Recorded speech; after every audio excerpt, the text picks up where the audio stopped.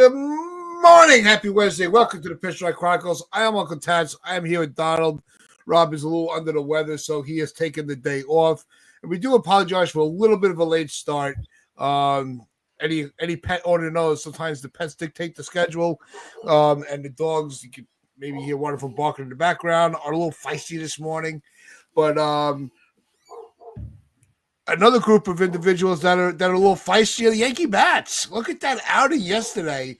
And when you go through a whole game and you only have 2 strikeouts and your pitching only gives up 2 walks, that is a recipe for a win. And when they did, they opened it up in the 7th inning, and they were not going to be denied to even up that series with the Padres after the implosion in Game 1. We're going to get to all of that. Donald, how you feeling? How you feel about your Knicks tonight? Let's get I'm excited, man. I'm excited here for a second. The city's excited. This could be great, man. If they can make a run to the conference finals, then shit's gonna go down, man. I really am really excited for them. They're all kind of playing with house money, though. They're up 1-0. They'll have home court advantage regardless of what happens tonight. So I'm quite positive they've got a shot. They got a better shot than the media is making them out to be. All the media are doing is talking about Boston or what Boston did wrong. They're forgetting that the Knicks didn't play their best game, and they still came out. Amen. Amen. F Boston. For Tom on Sportswire Radio, we'll keep it a little contained. We'll just say F Boston. Yeah, F Boston.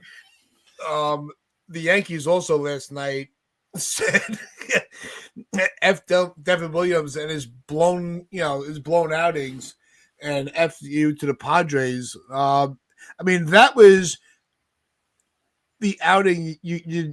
I wasn't expecting that between King and Schmidt. Let's just be honest. I thought it was after the collapse of the first game. I'm like, there's no way they're going to win the series.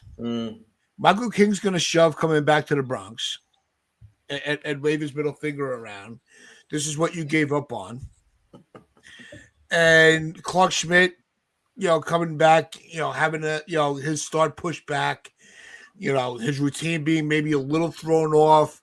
I was expecting the outcome to be the other way around. But you know what? That's baseball, Susan, as John Sterling used to say. You never know what's going to happen. And King actually really did look good, but Schmidt was I want to give a lot of credit to our own pitching staff. Schmidt looked really good yesterday. What I liked about Schmidt is obviously he put a ton of traffic on the bases, right? He really did. But don't break. Yeah, it was bend but don't break. They never broke. The only runs they scored was from a sac fly and a balk. Obviously, many people will complain about the balk. They weren't even sure if it was a balk or not. I thought it was. I thought it was too. Yeah, I thought it was a balk, but there was Paul O'Neill wasn't particularly happy with that call. But I mean, by and large, that was the only way that they could get to Schmidt. So Schmidt managed to lessen the damage. Also, he kept the pitch count down. He was taken out after just 85 pitches through 6. So, you know what? I thought that Schmidt was he battled out there. He wasn't like Max Fried level of like dominance, but he was solid, and he managed to stifle a very good Padres lineup. They put a lot of traffic on, and he got out of it. So I do agree with you that he should get praise as well.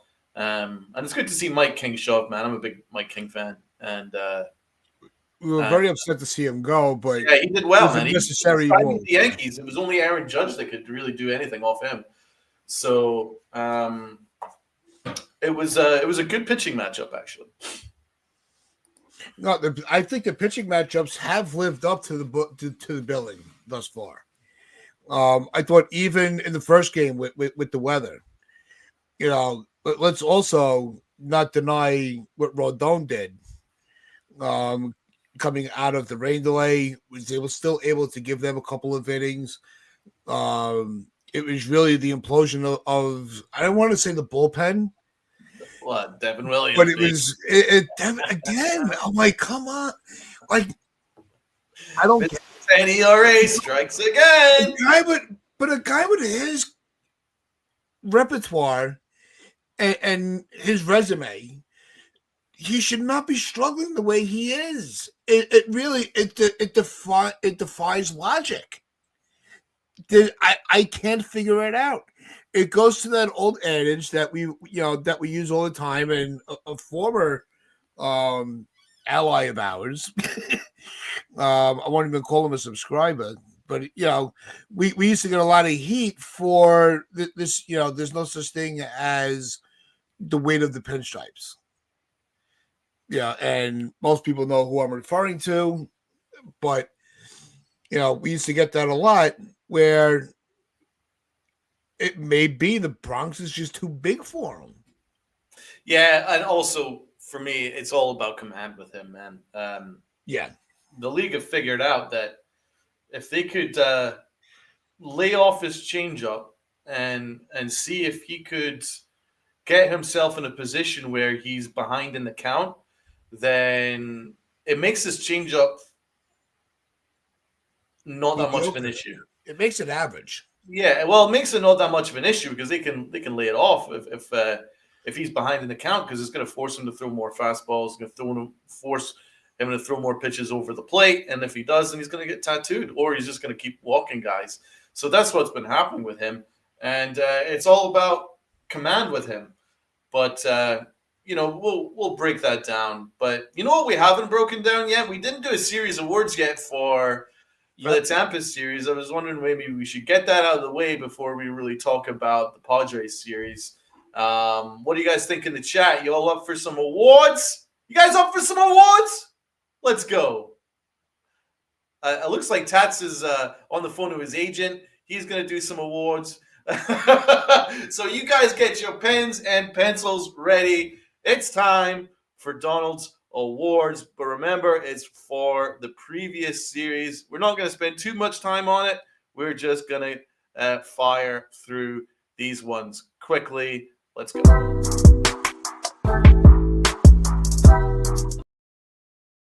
Hey, who's ready for some awards?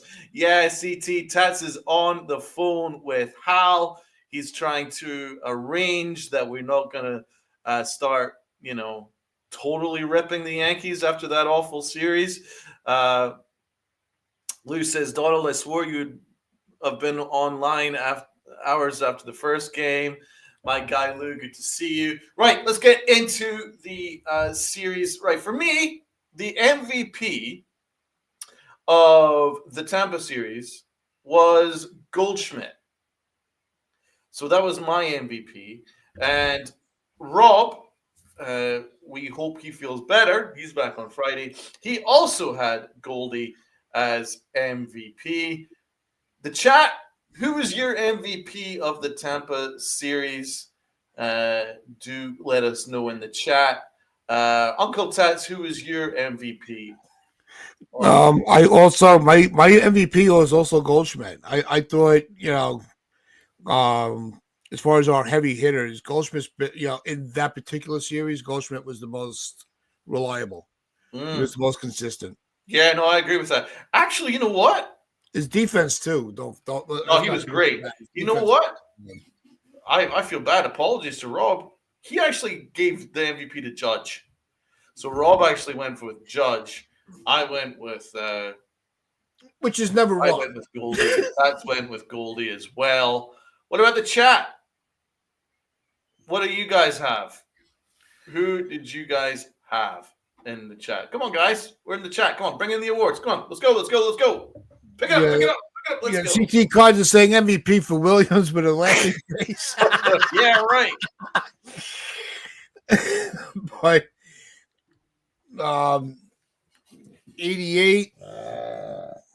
What are you talking about, Sunil? What the hell? 88. Whatever. Do you know what? This is the time. CT. All right, so CT's going with Goldie.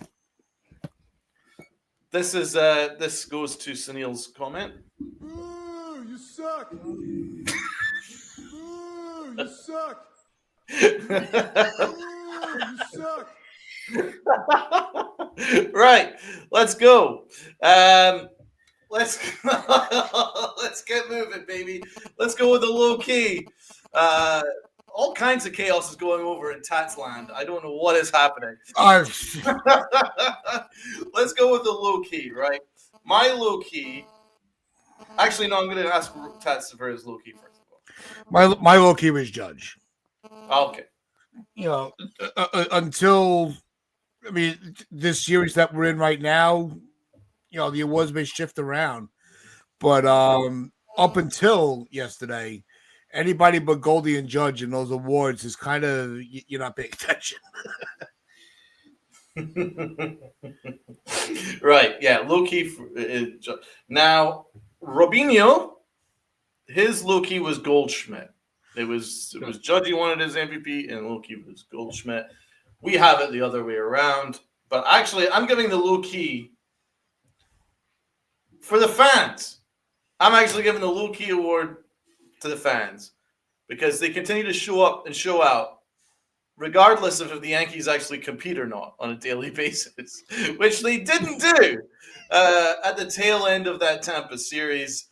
For me, the low-key MVP is the fans for almost filling out the stadium on Sunday in the rain and watching just dross, watching them throw the ball all over the infield and watching Pablo Reyes and watching cookie-cooked Carrasco, who's now been DFA'd, and Will Warren, who should be DFA'd fairly soon, hopefully.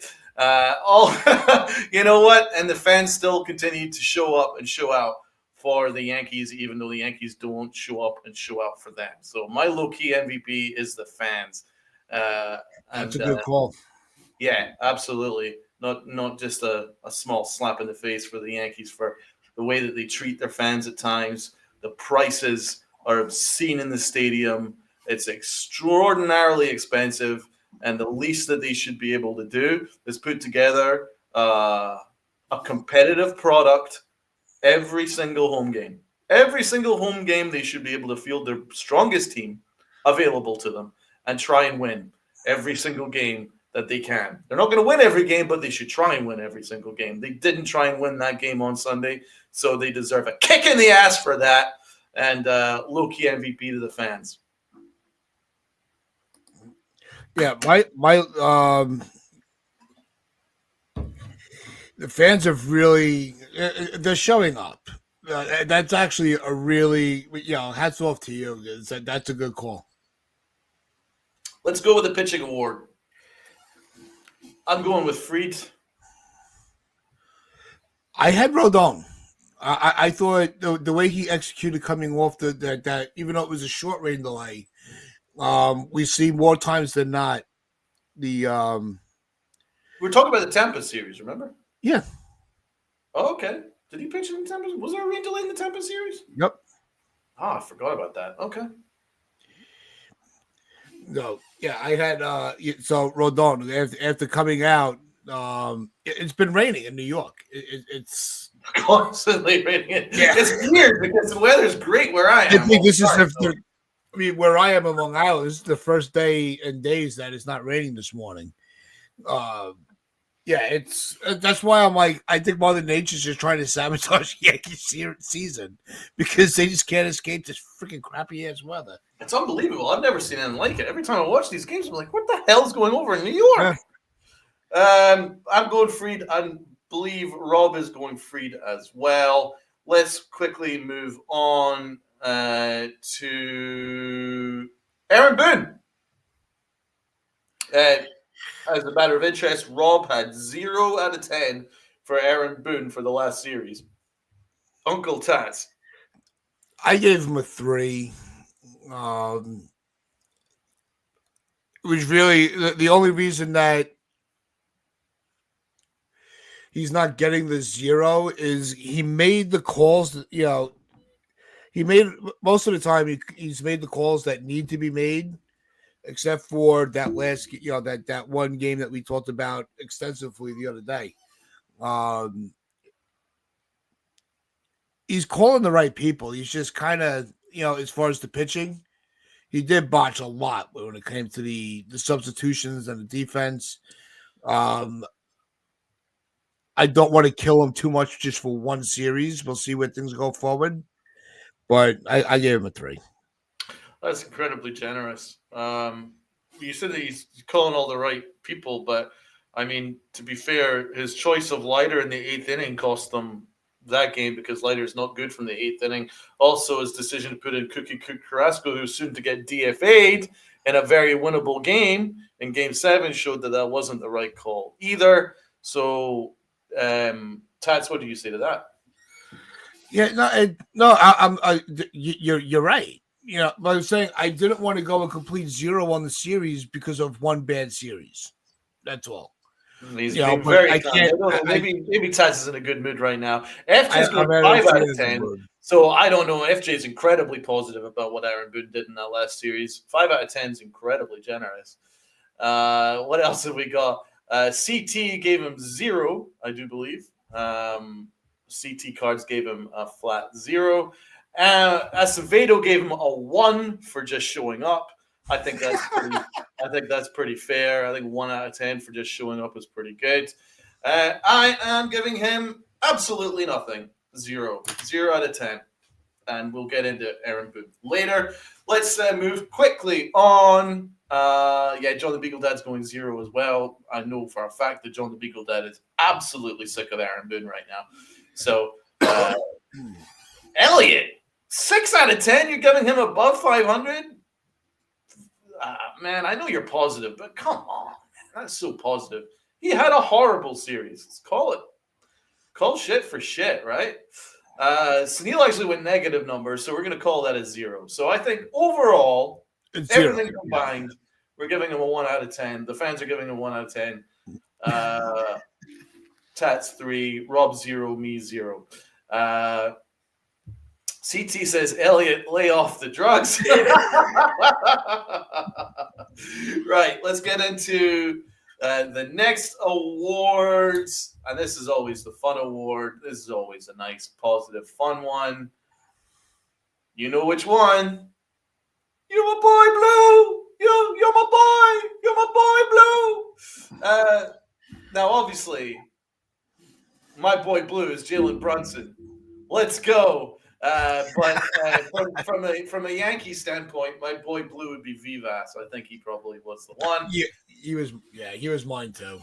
And Rob actually went with Vivas as well. So it was a clean His sweep. first big league hit, big clutch, right in the right moment where it needed to be.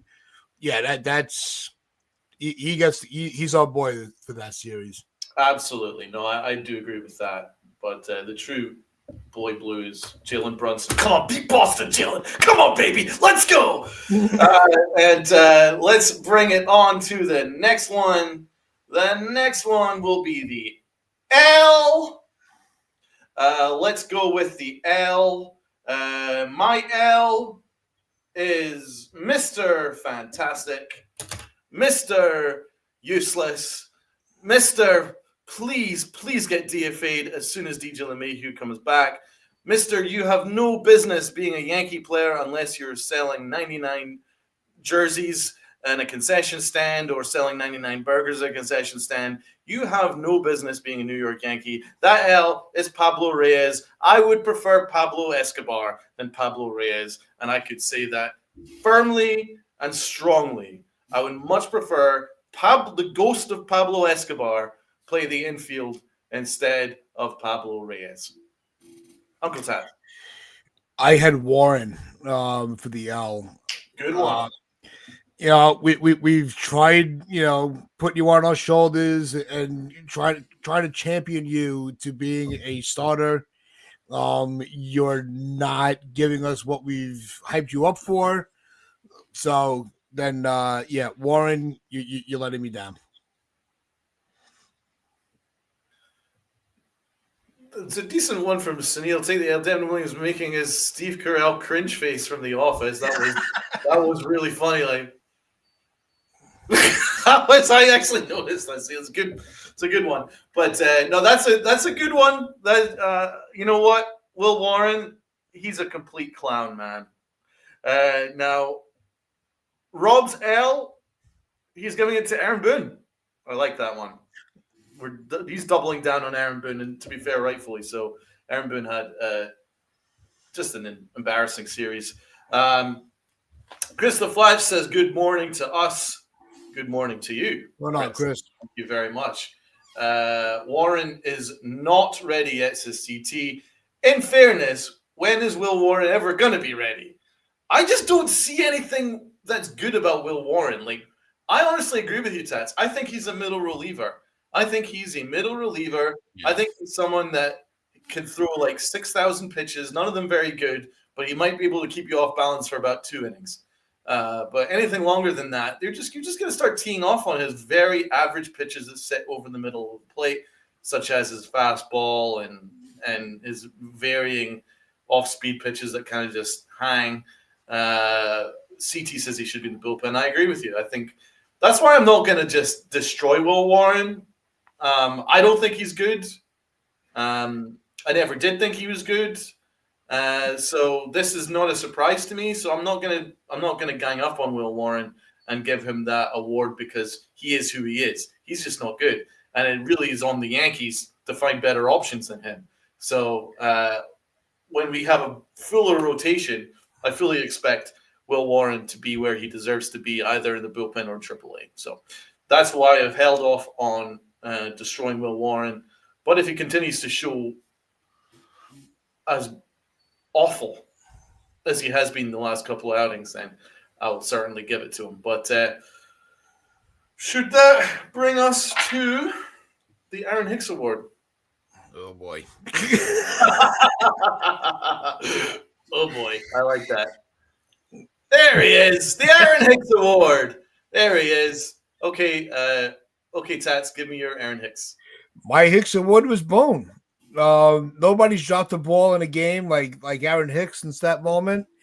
And where it derailed the entire show, where we, instead of doing our awards like we normally do in the at the end of the series, he got us so pissed off and our friends in the chat so riled up that we had to delay the awards for today and take time away. Now he's taking time away from us talking about the Rout yesterday and that 7th inning.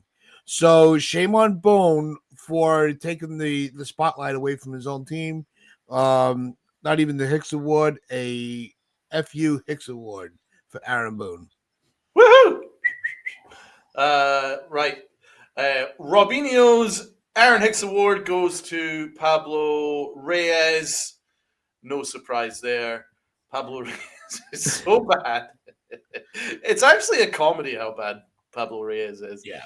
I mean, you look at his numbers, there is no way you could justify him coming in any spot whatsoever. I mean, he's been hitless since, he's had one hit since the middle of April. He's got a 158 batting average. He's got just one RBI. I mean, he's so bad. What are we doing? Reyes sucks. He is garbage. Absolute garbage. Yeah. His slug is the same as his batting average. He's just an embarrassment. It's almost impossible in today's game. Yeah, he's an embarrassment. His OPS is 300, which is like a really bad on base percentage. It's just mind blowing how he continues to get these opportunities. So that leads me to my Aaron Hicks. My Aaron Hicks is the same as Uncle Tats. Has to be Aaron Boone. Has to be. I've given Aaron Boone a lot of credit and a lot of praise, so this is not me just ganging up on him. We as a channel have tried to, I think us as a channel, we should be proud of ourselves for the fact where, we didn't really want him to we didn't want him extended after the World Series loss. I don't think he deserved it. I was perfectly happy with him picking up his option. I think he earned his option, but he had to play off that. He had to work off that option, in my opinion. Prove to us that you merited an extension. So that's why we didn't want him to get extended. And a lot of our fans didn't. CT Cards didn't. I'm sure many of us in the chat didn't either. It just didn't make a whole lot of sense. But once the extension went through, instead of us crying about it, we changed our mentality as a channel. We were like, you know what? We're going to give Aaron Boone every opportunity to prove us wrong and prove to us that you are the guy moving forward. And by and large, he kind of has. Yeah, up to this year, up to that Tampa series, he's been holding his end of the deal. I agree with you completely. So it's not about us ganging up on him. It's not about hating on him. We try and be, as rational about it as possible. I've excused some of his pitching decisions in previous series, thinking, you know what, he is kind of managing with one hand tied behind his back because of the injuries and the pitching situation and obviously not a normal third base situation. He's done pretty well. So that's why, and we've given him 10s out of 10s and 9s out of 10s and 8s out of 10s consistently until this series. And this series, he has to own it. He has to own this past series. What they're doing, and there's no doubt about this, they are not looking at today. They're looking at like a week from now, 2 weeks from now. They're not focusing on like the game today. They're like, oh, you know what? We don't have our ideal matchup for today, so we're just going to punt it and we'll look ahead for next week and 2 weeks from now. They've been doing that. Well, that's maybe my biggest problem with the way that the Yankees have been managed for years now. Because guess what? They did it in the ALCS when we got swept. Remember when we got swept a couple of years ago in the ALCS? They did that. They punted game one by putting out a little league lineup and a little league pitching team. And we got done and we lost and it cost us the ALCS. Do you remember that, Taz? Yep. Yeah, they've done that. So they keep looking ahead to the future. They have to start going back to focusing on today. Try and win today and deal with tomorrow, because anything can happen on a daily basis. This is not a computer simulated situation. Although the front office analytics team have projections, it's not a computer game where you just sim it. You can't just simulate it. You have to play it. And baseball has a heart. Baseball has a heartbeat. Baseball can change one day to the next. Anything that live outside the analytics. People can prove you wrong. And that's just the way it goes. So you have to roll with the punches. And the Yankees basically simmed through that Tampa series for no reason. And they got what they deserved. I'm glad they lost because they deserved to lose. You play as badly as that, you deserve to lose. And if you continue to look ahead and basically slap your fans in the face who are paying really good money to watch your product, and for 5-6 innings of that 9-inning game, they looked like they had no interest in playing there. That is on them. So Aaron Boone also gets the Aaron Hicks Award for his hilarious excuse that with bases loaded and nobody out, he didn't pinch hit JC Escara for Ben Rice because Escara's been there and he's more experienced.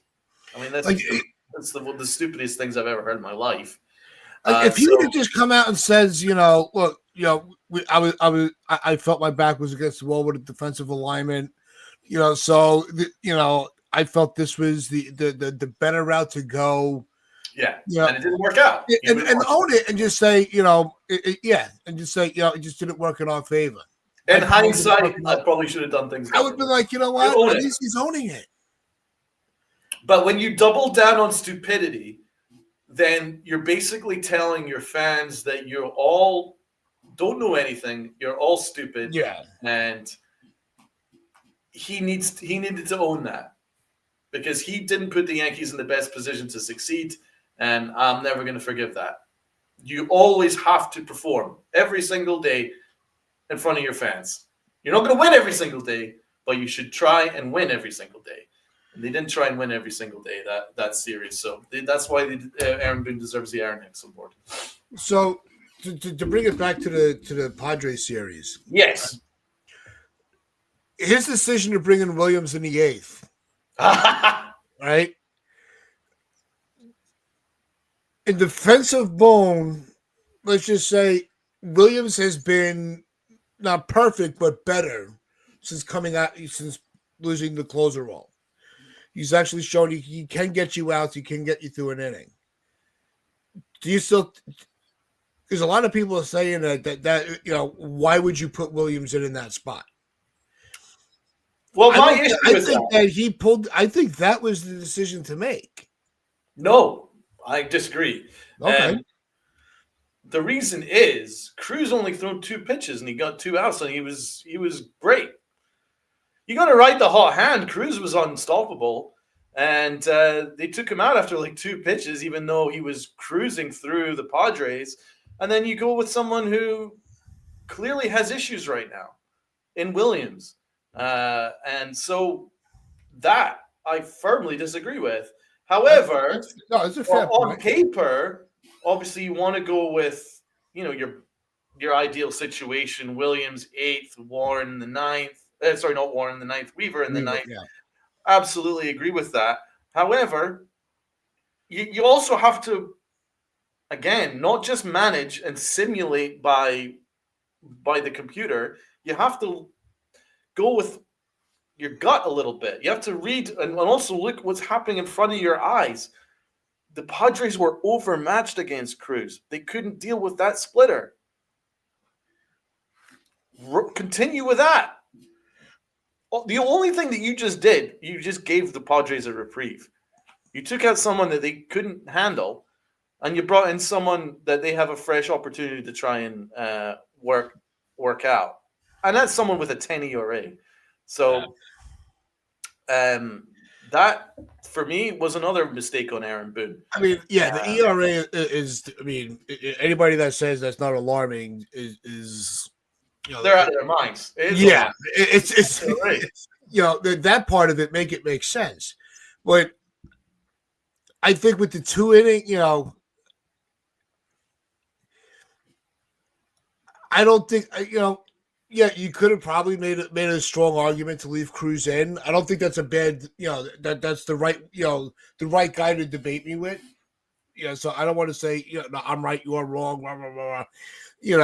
I just, as long as you're not putting, if you're going to bring in Williams and it's not in the 9th, I'm okay with it because we've had faith in Weaver. And let's not shift it to Weaver because this is also something that was really pissing me off, the last 48 hours. Since that series ended,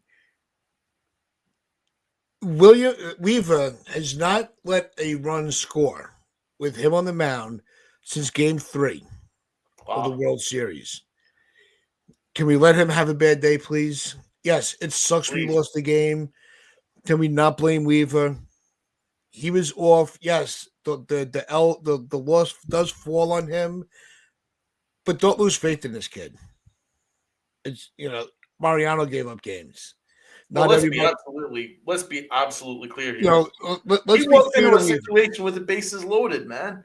He walked into a situation with the bases loaded where he had to pitch to them. So his normal routine of being able to work the margins and getting them to swing and miss, maybe try and throw some pitches outside the zone to get them to chase, he couldn't do that because the bases were loaded.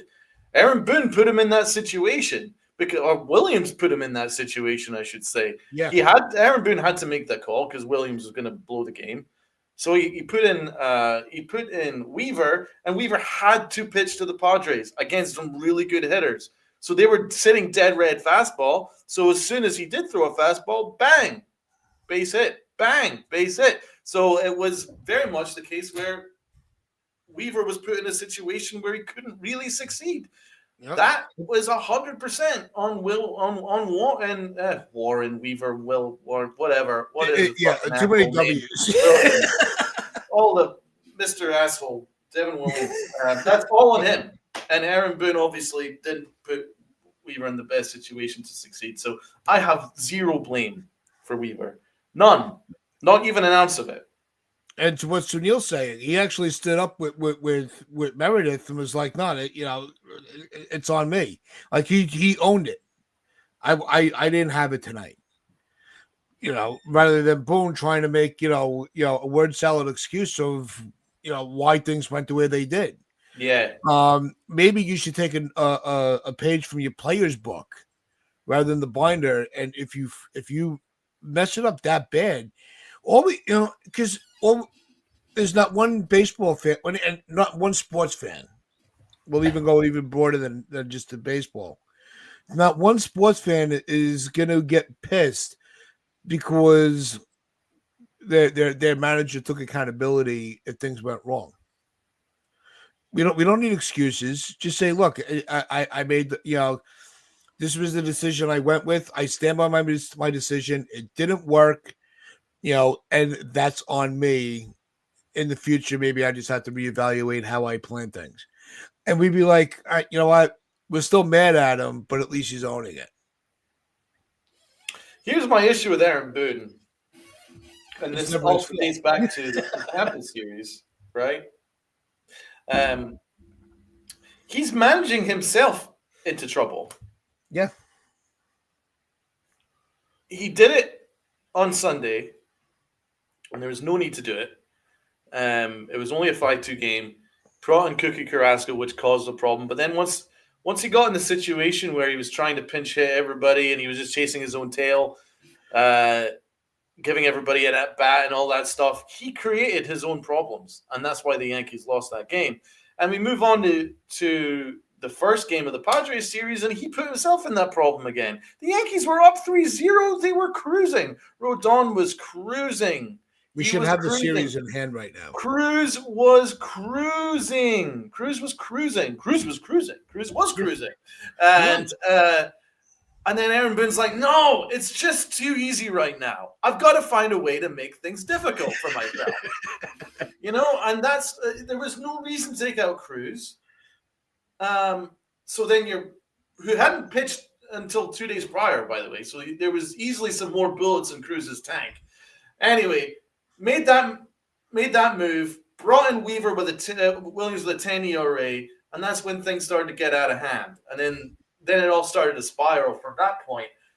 That is what Aaron Boone has been doing. He needs to stop it. Take a step back.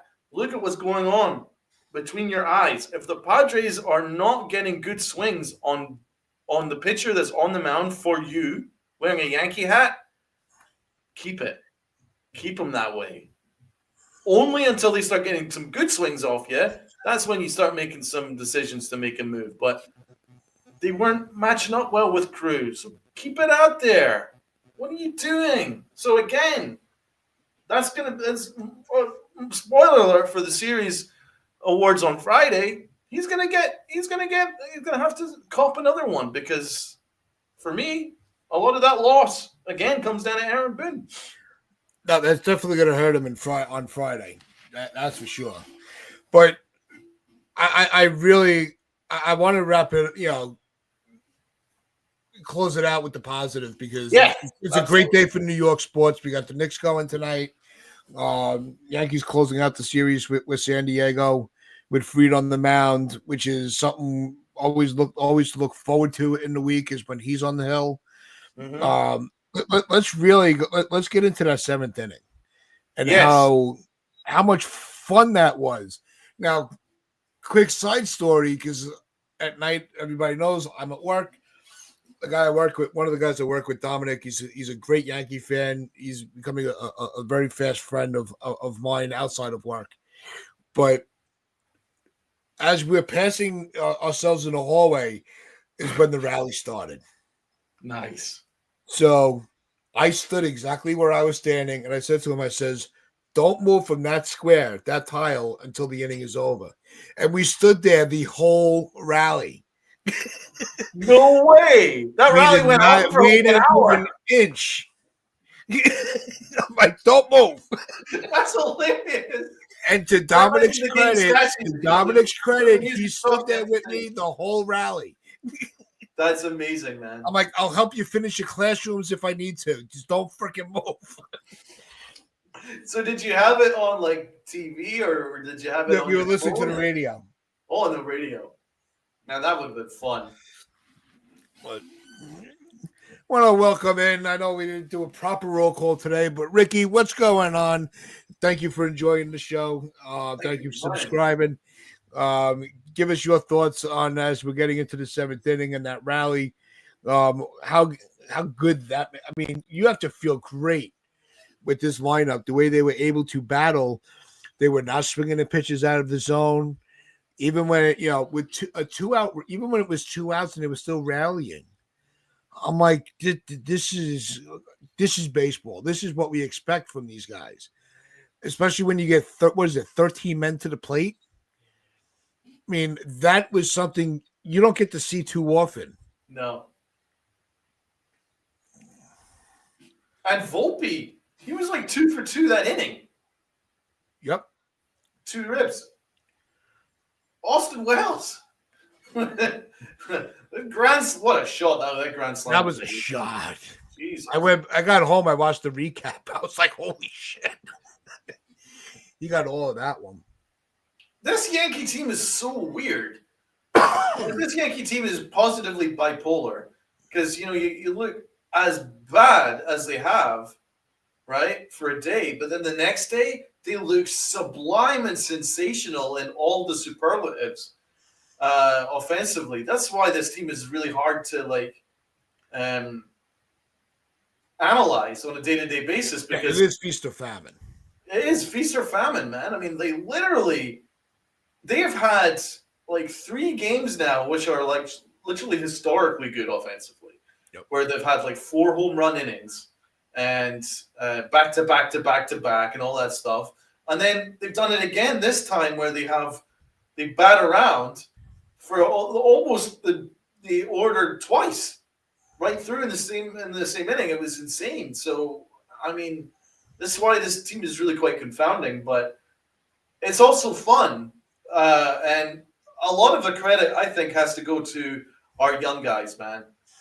For me, it's the young guys that are really stealing the show. Ben Rice is just sensational, man. He drilled that into the corner. What about Jason Dominguez, who people are already writing off for no reason? He's only 22. He was great. He was rocketing shots off his bat. He's got a great bat. And Austin Wells, us as a channel, we've all believed that he could actually have an all-star year this year if he can get in a consistent hot streak. Because that grand slam tells you everything what he can do, man. He's a guy that can give you great defense behind the plate, great pitch framer, and also a monster offensively. I mean, catchers hitting grand slams like that, towering grand slams like that, there's not a lot of them in the league. Not a lot of them in the league. So he's special. Wells had 5 ribbies in the 7th inning alone, as Neil says. Absolutely. Yep. So, again, Anthony Volpe, credit to him for coming back from that shoulder injury. He looked really good yesterday as well. So, remarkable from the young kids. Yeah, the other one, the credit, I mean, obviously for us, they're kids, right. In the lineup. Bellinger had some good at bats too that game, and maybe a few days ago, we're looking in that 7th inning when he comes to the plate, going, "All right, here's the kid." You're waiting for the shoe to drop, and Bellinger's like, "Nope, I'm just going to keep." Everybody was like, "I'm just going to keep passing the baton." Until finally, the offense just ran out of steam. But you can't, when you get 10 runs on, with and 13 at bats. As much as it sucked to see that inning end, it was going to at some point. But Bellinger's at bats also yesterday looked really good. Goldschmidt's continue. Oh, Goldschmidt is so special, man. That's one of Cashman's best moves in a while. Jason Custodio, L to the fan that caught Judge's home run, then lost it in the celebration. And also the L goes to the fan that, and then also, I don't know, would you guys give the W or the L to the fan that tried to thriftily, sneakily grab the ball that was dropped and put it in his pocket? Did you see that? Yeah, I saw it like an inning later, before the game ended, he handed it back. I did see that. So the kid did get the ball back that he dropped, but you should have handed it right over to him. All right, so No, we don't. Leave Leiter alone. cigarette lighter.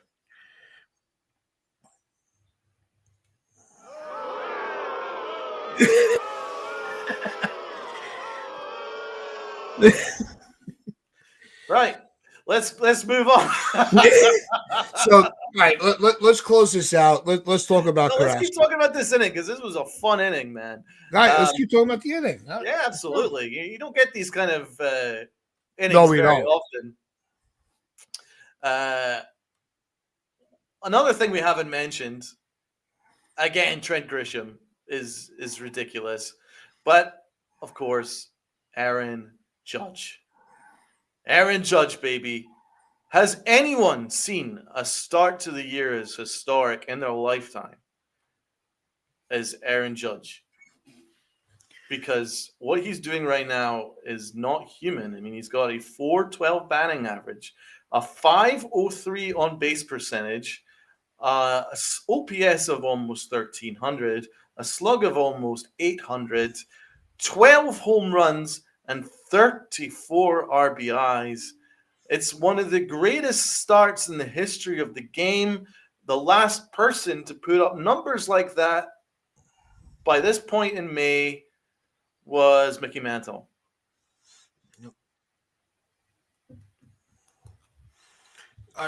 What Judge is doing is it's almost like easy mode on a video game. It's not supposed to happen. And he's doing this in a season. He might, Sean, you're right. He might go down as the best right-hand hitter ever. And he's always going to have, this.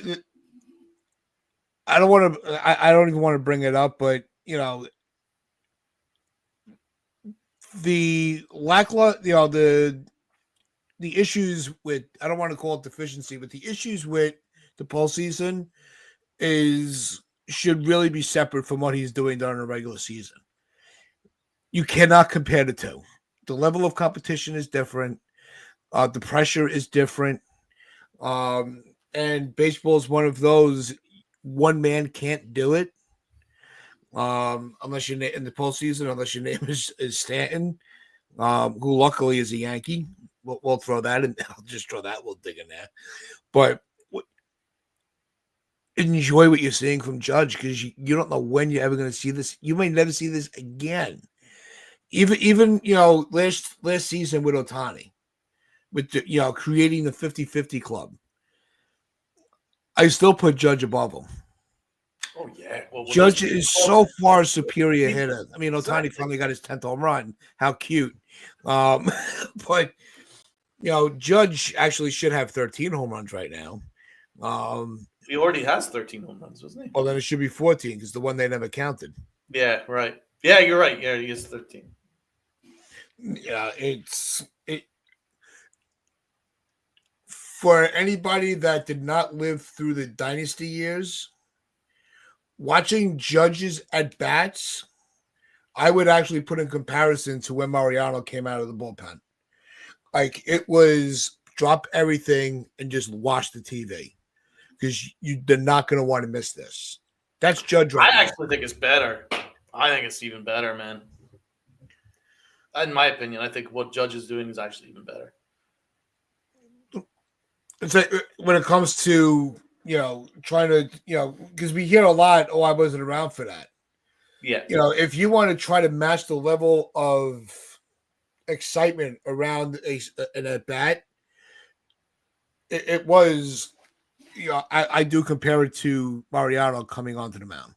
Like, it's just drop everything, don't blink, and just stare at the TV, because you're going to see something. Well, that's how I viewed every at bat with Derek Jeter, but as well, to be fair. But a lot of people are saying that the last person to really flirt with 400 was Tony Gwynn. Paul O'Neill had a 400 batting average in 1994 in May. The strike, yeah. Yeah, But this doesn't happen, man. This does not happen. This is not normal. Well, especially when you factor in that Judge a lot of the time has to do this by himself. Plus, baseball is so slanted in favor of the pitcher nowadays. It makes it all the more amazing, considering like the league average for like a batting average, like 240. And he's just crushing. It's just like the league is so back in the 1990s and Tony Gwynn era and the Mantle era and all that stuff. It was less heavily pronounced in the pitcher's favor, which it is now because now you got pitchers by the dozen that throw 100, 105 with sliders that go from your chest down to your toes with a tenth of a second. You're having to face all these different myriad of pitching, and he's still giving you 400 batting average. He's still giving you 12 home runs, and he's still hitting like 60 home runs a year and stuff. That's why it's just so impossible to even get your head around because of how it's so difficult for the modern hitter nowadays. Keep this in mind. These numbers weren't even reached in the steroid era. Right. Nobody's ever finished the season above 400. So we don't know where the season's going to go, but the projections show Judge is he's going to seriously, never mind the Triple Crown. He's already flirted with that a couple of times, but he's never flirted with 400. I still can't imagine 400, but I think he will get the Triple Crown. I think he finished his career with a Triple Crown. I feel very confident in that statement. Comfortably get the Triple Crown. And let's not forget about that 500 on base percentage. That means that he's on base more than he's not. That's impossible. He's on a 31 game on base streak, I believe. So it's amazing. It really is. Yeah, imagine Judge with the torpedo bat. He doesn't need a torpedo bat. You don't need. As I said, man, Aaron Judge could hit a home run with like with Harry Potter's magic wand. He could hit home runs with that. You know what I'm saying? Like he could hit home run with a freaking stick that you get in the woods. He can hit freaking 70 just doing that. I mean, he's just remarkable. Yep. And Evan, he's saying the 400 batting average this season is definitely possible. No, that's why I don't think I think it's if there ever was a year where a player's going to do it, Judge is set up for it. But it's still early. Yeah, exactly. If he's at these numbers in August, then I think we put a little more of a spotlight on it. I agree with that. But I that's why I'm saying if I had to say at this stage of the season, I think it's more realistic to say a Triple Crown is more in his path than the 400. Yeah, it's so difficult to hit 400. But let's finish off with another thing I want to call out, and please feel free to jump in. This tweet by MLB executive burner, whoever you are, at Hot Stove Intel. This is what he tweeted. Jason Dominguez was the most overhyped prospect in Yankee history. Yankees media machine made fans believe he'd be an absolute star. He's heading towards a Gary Sanchez type career. He's only a useful platoon bat. I saw that tweet. So you probably saw my reply. I didn't see the reply. I didn't go through the replies, but I did see the tweet real quick. Well, I just replied, can we get 200 at-bats from him yet? And can we get him to turn 23 yet? He's only 22. And I also said, did you anoint him a bust when he hit the very first pitch of his big league career out of the ballpark against Verlander as a matter of interest? So let's keep things fair. I think honestly, it's a disgraceful tweet. He's 22 years old and he's not had a consistent run of games yet. Whenever I see him get a consistent run of games, he does what he did yesterday in that seventh inning, where he's constantly lining shots off the wall or in the gaps. He's got power. He does need to improve from the right side, but he's also come through in the clutch on the right side on a couple of occasions. This is a kid. This is his first proper run. And he's not really been given a consistent opportunity yet because of Aaron Boone. I am absolutely sick of this hot take era. This hot take era has to stop. This guy is a kid. You've got to give him a chance. You don't know what he's going to be. You don't know how any of them's going to be. You need to give them at least a couple of years before you really figure out what they're going to be or what they're not going to be. I mean, remember Gary Sanchez was one of the best catchers to come up. He almost won Rookie of the Year as a September call in the modern era, and then it fell apart.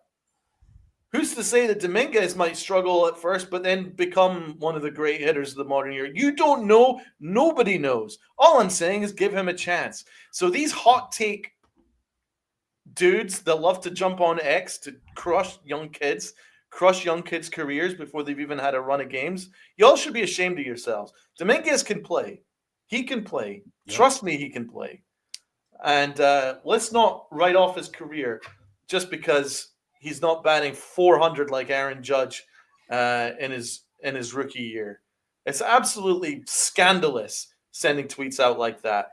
Absolutely scandalous and needs to be called out. So I want everybody in the chat to find that tweet and call him out on it, because that has to stop. Whether you love Dominguez or not, I'm not saying he's going to be great. I'm saying give him 200 at bats, please, and let him please turn 23. No, it's definitely too early on him. I mean, like you said, he's 22 years old. You know, we're still trying to figure out what Volpe is in year 3. Meanwhile, you know, Dominguez hasn't even had 200 at bats yet.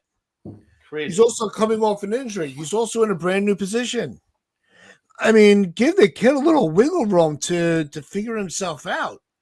The problem with it, the problem with Dominguez is the lack of trust from the manager to put him in the lineup every day. But like we said, and what do you do with a Hot Grisham? You know, so that's why we were kind of been a little defensive of Boone, you know, for the defensive alignments that he's putting out, because you can't play 4 outfielders, you know. So it's tough to gauge when it comes to. Have you been happy with him so far? Am I happy with Dominguez? Yeah, absolutely. You know, did I expect a little bit of, you know, I expected maybe a little more pop. Little, you know, I thought I'd see a little more power from him, but I don't think he's playing himself out of a position. You know, I think his at bats are pretty. You know, he's pretty solid at bat.